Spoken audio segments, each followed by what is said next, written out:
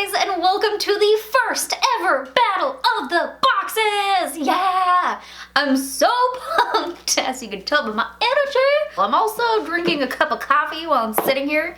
You know, gotta keep my energy levels up, and I felt like this would just be the perfect kind of coffee talk. First ever Battle of the Boxes comparison video. Hold on.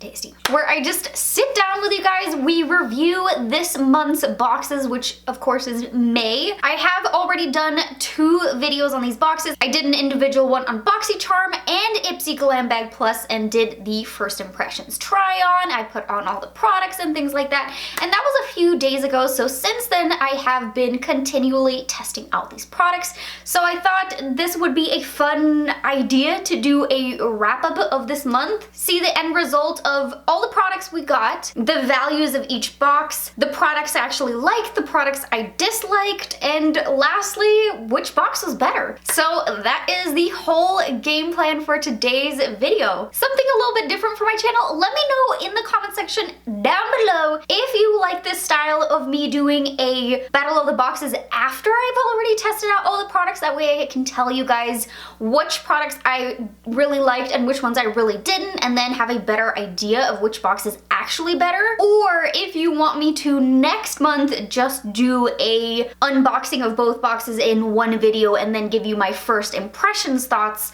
on which box is better. Let me know which you guys prefer down below. This of course is the first time I'm doing this style of video, so I'm kind of testing it out, seeing which one you guys prefer. But let's go ahead and get into it. So let's start with the Boxycharm box. This month we did receive 5 items. The first item I received in the Boxycharm box was the GlamGlow Gentle Bubble Cleanser. It has a retail value of $28. The second product in the box is a Lash Curler by PUR Cosmetics, retails for $18. Third up was the Alamar Cosmetics Colorete Blush Trio, retailed for $22, and I got the palette in medium tan. The fourth item is by Ciate London. It is their Eye Lustre Creme eyeshadow for $22, and I got it in the shade Cupid. The fifth and the last product was by Oryza Beauty. It is their Opaline Top Gloss in Champagne Cocktail. Has a value of $14.99.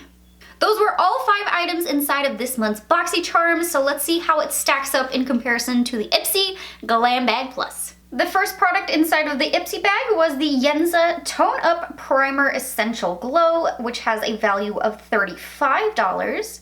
Second in the box was a Soothing Moisture Mask. The name I cannot pronounce, so I'm not even gonna attempt it. It has a retail value of $26.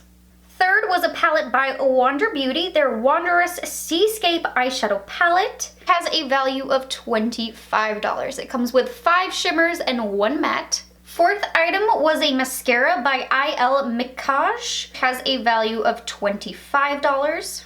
And lastly, the fifth and the 6th item in the box was by Ilamesca. It is their Lip Coloring Pencil Duo in the shades Lust and Media. Lust is on top, Media right below, and each one retails for $21. Since I do have a video on each box showing you guys all the products in depth, using them and things like that, I thought I'd just quickly recap what I received in each box. That way we were all on the same page what came inside of each box, just in case you hadn't seen both videos. I will link both down below in case afterwards you want to see how each one performs. But as far as the boxes go, starting with the Boxycharm again. In that video, I told you guys that my favorite 2 products were the Alamar Blush Trio and the Ciate London Eye Cream, Lustre Eye Cream in Cupid. Still 100% stand by my choice of blush, but I now have to say that this is my only favorite product from the box. I am wearing the lightest shade today again, this one right down here. Gorgeous shade, but the Ciate London, unfortunately on me throughout the day, I had it flaking and it started wearing off. I definitely prefer my Stila liquid shadows or my ColourPop jelly shadows, so I ended up not enjoying this one. I also did not like the lip gloss because this made my lips feel way too sticky and just kind of gross. I ended up wiping it off immediately afterwards because my lips just did not feel good. When you apply it, it's kind kind of liquidy, but in a really strange way. And then as soon as it starts to dry down on the lips, all that gloss is basically gone and you're just left with a really awkward, sticky feeling to the lips that's uncomfortable. So I didn't enjoy the gloss at all. The PUR Lash Curler was a good lash curler. I was in need of one, so it ended up working out for me. And as far as the GlamGlow Gentle Bubble Cleanser, I definitely have to keep using this for a few more weeks to see real results. I did get one of those maybe stress breakouts or a freak out from switching the cleanser. Just right here, it's kind of being masked underneath everything. I don't even know if you can see it, but I got that after I used this product like 3 times. It just appeared out of nowhere and was just like, boop, I'm here. It could be just me switching up the cleanser that I was already using. My skin was behaving really well up until I switched it, so it could be just that I switched it. I will definitely have to keep updating you guys. So 3 I liked, 2 I didn't, out of 5. And I'll get into the values in just a second. As far as the Ipsy box, I personally really love this moisture mask. My skin felt incredibly hydrated afterwards. I'm definitely gonna keep using this and see how long term it goes, but it seriously gave my face such a boost of hydration. And I put it on in the morning before I applied my makeup, but I didn't see it over hydrating my face throughout the day. Since I do have very oily skin, I didn't see it contributing to that and making my face more oily throughout the day. I didn't see any negative results from it, so I was very happy with that. The Yensa Tone Up Primer, also really nice. It has a lot of good ingredients in it too. So it has the 8 Super Blacks Essence Superfoods, and it is paraben-free, sulfate-free, mineral oil-free, phthalate-free, and they do not test on animals. So lots of good stuff in this primer. I did see a very healthy looking glow when I used this on its own, because I put it on right after the Soothing Moisture Mask that first time, and it was a lot of product. And when I used it on its own, it did give a really nice radiance. It did help to kind of smooth things out.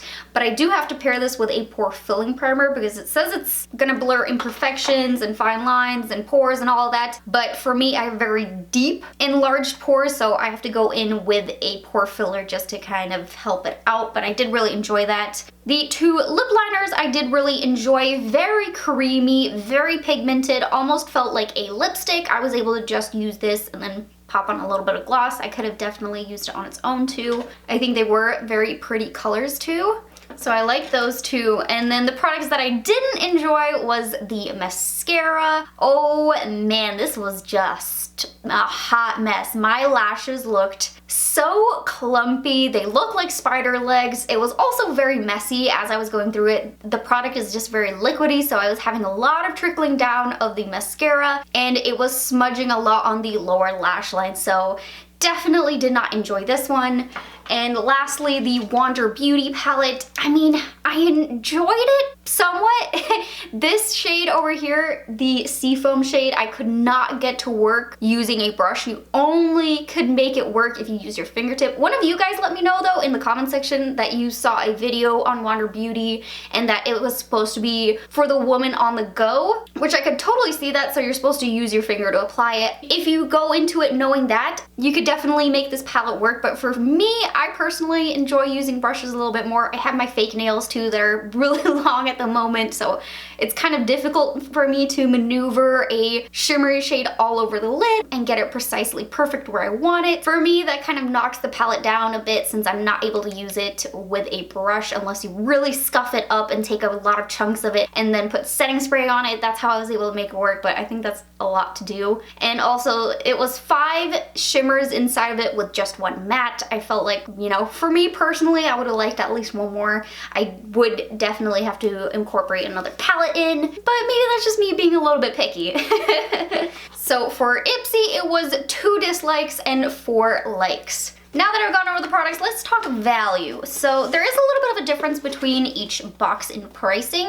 The Boxycharm is $21 a month. The Ipsy Glam Bag Plus is $25. The Boxycharm, you're supposed to receive 4 to 5 full-size items each month. The Ipsy bag says you're always going to receive 5 full-size items, so that is the difference between the 2 and the pricing and all that. The Boxycharm box, the retail value of all the products was $105. The Glam Bag Plus had a retail value of $153, so definitely a lot more value in the Ipsy bag by just about 50 bucks. Product likes versus dislikes. There was an even amount of dislikes for each box. Both the Boxycharm and the Ipsy had 2 dislikes in them, the 2 products that I did not enjoy. The amount of favorites, there was 3 in Boxycharm, 4 in Ipsy, but that is of course because we received 1 more item in the Ipsy box. I feel like on paper, Ipsy is the standout for this month, but in my own personal opinion, I mean, this of course is gonna vary between us all,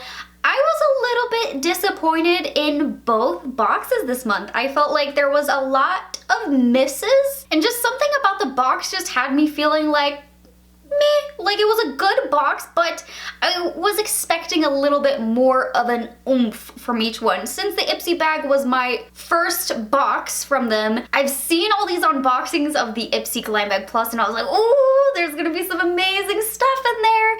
And then I got this first box and I was just kind of like, oh, you know, it's good, but nothing I'm gonna write home about.